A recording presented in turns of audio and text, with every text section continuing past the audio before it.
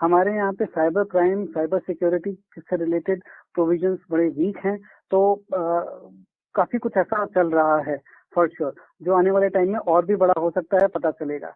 अब as a user मेरे को अगर किसी से लोन लेना है या कहीं पे इन्वेस्टमेंट करनी है, तो मुझे तो ये देखना है कि जिस ऐप को मैं डाउनलोड कर रहा हूँ वो किसी आरबीआई या सेबी या किसी ऐसे रेगुलेटर के साथ रजिस्टर्ड भी है कि नहीं। ऐप्स के जरिए हुए लोन घोटाले पर यह कहना है समीर रस्तोगी का, जो सक्षम वेल्थ प्राइवेट लिमिटेड के डायरेक्टर हैं। नमस्कार, आज है गुरुवार 7 जनवरी और आप सुन रहे हैं डेली न्यूज कास्ट। पूरी बात सुनते हैं कुछ देर में, उससे पहले एक नजर इस वक्त की बड़ी खबरों पर। आज का सबसे बड़ा न्यूज पॉइंट है, कुछ लोन बांटने वाले ऐप्स ने लाखों लोगों को कैसे दिया झांसा। पूरी तस्वीर समझने के लिए बात करते हैं समीर रस्तोगी से, जो सक्षम वेल्थ प्राइवेट लिमिटेड के डायरेक्टर हैं।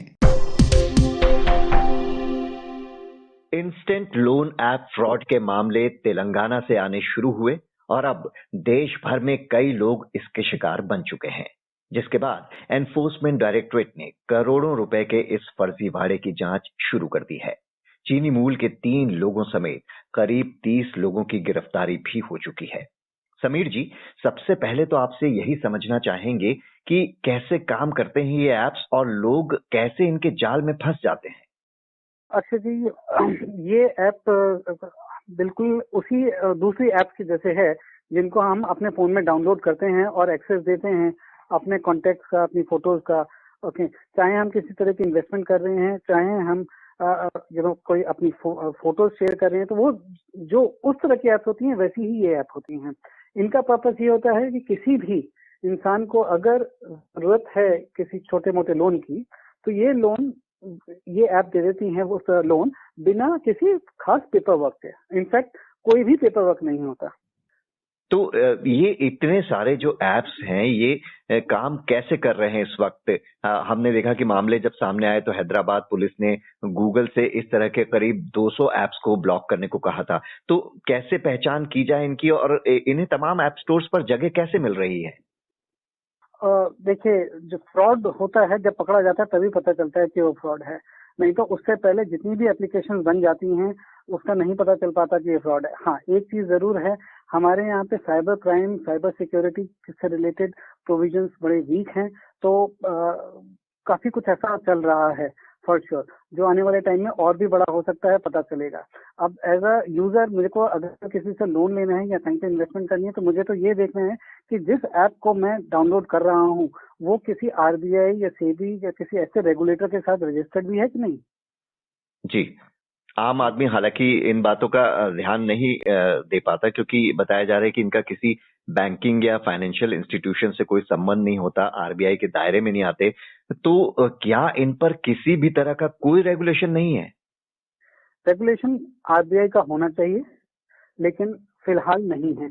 इसमें सबसे बड़ी कमी जो है, मुझे लगता है कि जो एंड्रॉयड और ये एप्पल प्लेटफॉर्म्स हैं, यहाँ पे इनकी तरफ से होना चाहिए। ये ऐसी एप्लीकेशंस को क्या जरूरत है हमारे कॉन्टेक्ट्स को एक्सेस करने की, या एक प्रॉपर कंड्यूट होना चाहिए कि अगर कोई भी फाइनेंशियल वेबसाइट या फाइनेंशियल एप्स वो अपने प्लेटफॉर्म पे अपलोड कर रहे हैं, तो उसमें आरबीआई की परमिशन या सेबी की परमिशन या सेबी का अप्रूवल जरूरी है। तो अभी तक वो ऐसा नहीं है, बट शायद इस स्कैम के बाद ऐसा कुछ सामने आए। शुरुआती जांच में जैसे 21,000 करोड़ रुपए के ट्रांजैक्शन की बात आई है, तो इतना बड़ा ट्रांजैक्शन ये सब कैसे करते हैं ये लोग? सबसे बड़ी बात तो ये है कि ये सबसे ज्यादा इन्होंने बिजनेस तब किया जब पेंडेमिक आया। पेंडेमिक की वजह से लोगों की नौकरियां गई, डिस्ट्रेस में आए, किसी को ईएमआई देना था, किसी को लोन देना था, किसी को रेंट देना था। तो ये माइक्रो फाइनेंस वाले सेक्टर में ऑपरेट करते हैं। जब हम माइक्रो फाइनेंस के सेक्टर की बात करते हैं तो आप देखेंगे इनका जो एवरेज लोन साइज है वो 15,000 करोड़ के आसपास, सॉरी 15,000 रुपए के आसपास का है। अब तो basically they are talking about bottom of the pyramid, जिसमें कि लार्ज नंबर, अगर हम इनकी नंबर ऑफ ट्रांजैक्शन की बात करें तो पुलिस के हवाले से ये पता चला है कि करीब 1.5 करोड़ ट्रांजैक्शन हुई हैं। और ये उन लोगों तक पहुंचते हैं जहां पे कि उनकी अवेयरनेस इतनी ज्यादा नहीं है। और ये बेसिकली इजी लोन से आपको एकदम से एक थोड़ा सा रिलीफ मिल जाता है कि आपको इंस्टेंट पैसा चाहिए, मैंने दे दिया। लेकिन ये ट्रैप भी है जिसका कि सामने खुलासा आ ही रहा है कि ये बहुत ज्यादा इंटरेस्ट चार्ज करते हैं और बेसिकली ये लोन कम दे रहे हैं। ये ब्लैकमेलिंग वेबसाइट है। ये बैकग्राउंड में एक्चुअली में आपको ब्लैकमेल करके आपसे आपको एग्जांपल देता हूँ। किसी ने 10,000 रुपए का लोन लिया, उसके अकाउंट में 7,000 रुपए क्रेडिट करे गए। 3,000 रुपए ये बताया गया कि 3,000 रुपए एक फीस और इंटरेस्ट के एवज में काट लिए गए हैं। इसका मतलब 7,000 रुपए आपके बैंक में आए और आपको 6 दिन में वापस 10,000 रुपए करने हैं। एक तरीके से 40% का ब्याज हो गया for 6 days. Now this is criminal. कहीं पे भी ऐसा नहीं होता। तो अगर ये अप्रूव्ड होते तो इस तरह का प्रोविजन कभी अलाउ ही नहीं होता, नंबर 1। अब 6 दिन के बाद अगर आपसे पैसा वापस नहीं आया, इनके क्योंकि आपने एप्लीकेशन डाउनलोड की है और आपने पूरा एक्सेस दिया है, तो आपकी पूरी कॉन्टेक्ट लिस्ट इनके पास एक्सेस उसका है। अब ये कुछ भी कर सकते हैं। अब आपको ब्लैकमेल करने के लिए क्या करेंगे? कहेंगे कि आप पैसा दीजिए, नहीं तो हम आपके फ्रेंड्स और फैमिलीज में बता देंगे, आपको बदनाम कर देंगे, पब्लिक शेमिंग हो जाएगी। They have gone to an extent unthinkable कि उन्होंने व्हाट्सएप ग्रुप बना दिए of the friends and family और वहां पे आपको बदनाम करना शुरू कर दिया। अगर कोई वुमेन बोरोअर थी, उसको कहना शुरू, एग्जाम्पल है, उसको कहना शुरू कर दिया कि आप प्रोस्टिट्यूशन में इन्वॉल्व हैं, हम आपको बदनाम कर देंगे, नहीं तो हमारा पैसा दीजिए। अब इतना डिस्ट्रेस जब आ जाए तो इंसान क्या करेगा? इन्होंने क्या किया? ये सारी वेबसाइट जो है आपस में लिंक्ड भी हैं। कैसे? जिस इंसान ने 10,000 रुपए का लोन दिया और वो नहीं दे पा रहा, इसी लोन को देने के लिए, चुकाने के लिए वो दूसरी वेबसाइट पे गया, दूसरे ऐप पे गया और वहां से उसने पैसा लिया। उसका लोन चुकाने के लिए वो तीसरे ऐप पे गया। तो इसी प्रकार एक महिला का इंटरव्यू मैंने देखा, उसने एक लोन चुकाने के लिए 50 लोन उसको लेने पड़े और अल्टीमेटली उसको अपना सोना बेचना पड़ा, अपने रिलेटिव्स से बोरो करना पड़ा और तब जाके वो पैसा चुका पाए। जी, और लगातार इसमें खास तौर पे अभी कोरोना टाइम में जब लोगों को पैसों की जरूरत महसूस हुई तो ज्यादा लोग इनके चक्कर में फंसे हैं। तो ऐसे लोगों को आप क्या सावधानियां बरतने की सलाह देंगे? सबसे जरूरी है कि कोई भी चीज अगर हम ले रहे हैं, हम अपने फोन का एक्सेस इतनी आसानी से किसी को कैसे दे सकते हैं?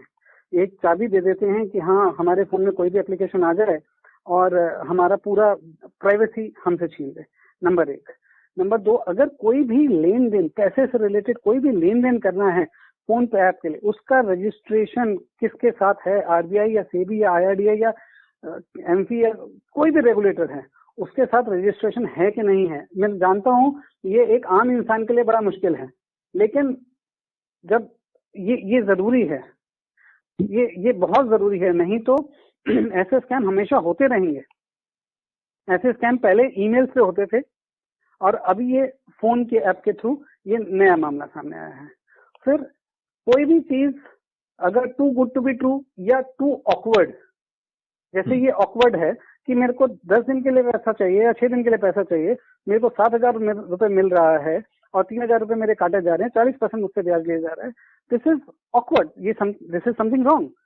तो ये यूजर्स को, ऐप के जो यूजर्स हैं, उनको समझना चाहिए।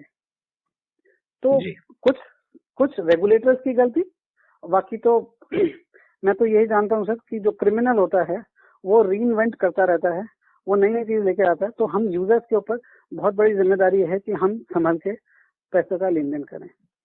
जी समीर जी, इस जानकारी के लिए आपका बहुत बहुत शुक्रिया।